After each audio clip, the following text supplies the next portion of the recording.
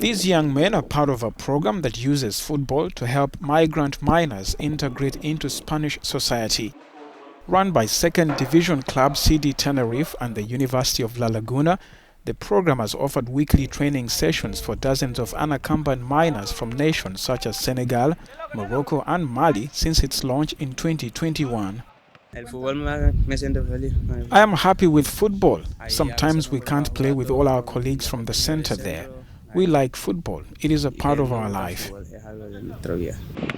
Migrant miners who arrive in Spain without their parents are looked after in state-run reception centers while their petitions for asylum are studied.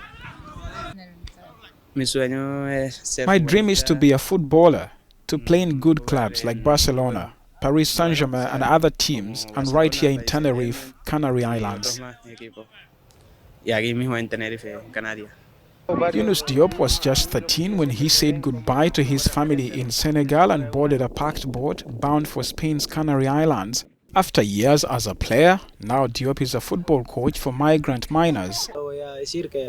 I show them my story of overcoming so that, as I say, they can continue on their way.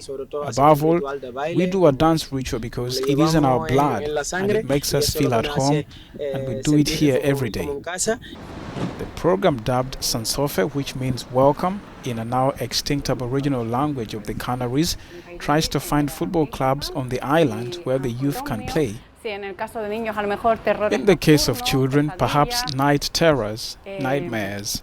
Apart from post-traumatic stress disorders, we can also detect nocturnal disorders, as I said previously, anxiety, depression, migratory mourning, obviously, and sometimes situations of mourning due to family death.